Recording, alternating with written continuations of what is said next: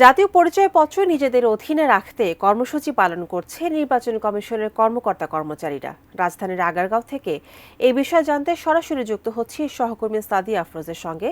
সাদিয়া, নির্বাচন ভবনে কর্মকর্তা কর্মচারীরা কি কর্মসূচি বর্তমানে পালন করছে?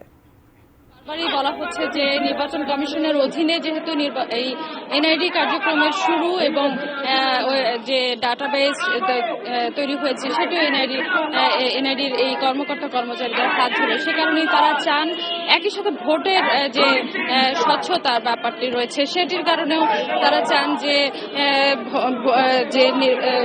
এই এনআইডি কার্যক্রম যাতে তাদের অধীনে থাকে, এবং এই দাবিতে তারা আজকে বেলা 11টায় মানববন্ধন কর্মসূচি শুরু করেছেন। এখানে তারা টপার ননস্টিক কুকারে 5 স্তরের ইউরোপিয়ান স্ট্যান্ডার্ড কোটিং থাকায় খাবার লেগে যায় না স্লোগান দিচ্ছেন, এবং এই বেলা 1টা পর্যন্ত এই কর্মসূচি চলবে।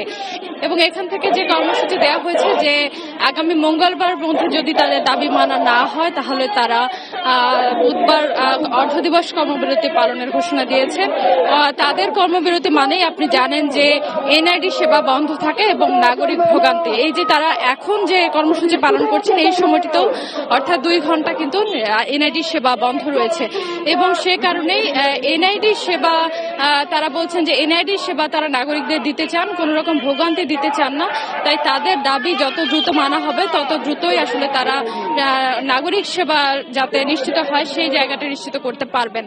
এবং নির্বাচন কমিশনের এই কর্মকর্তা কর্মচারীরা এর আগে প্রধান নির্বাচন কমিশনারের কাছে গিয়েছিলেন, সেখানে স্মারকলিপি দিয়েছেন, অবস্থান নিয়েছিলেন, এবং সব মিলিয়ে তারা তাদের দাবি দেওয়া গত 1 সপ্তাহ থেকে চালিয়ে আসছেন।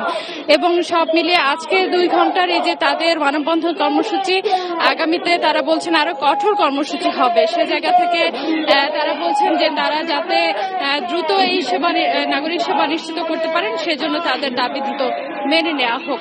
এবং এই যে সারা দেশে এনআইডি কার্যক্রম 2 ঘন্টার জন্য বন্ধ হয়েছে, এটা কিন্তু নাগরিক সেবা অর্থাৎ নাগরিকরা তাদের সেবা থেকে বঞ্চিত হচ্ছেন।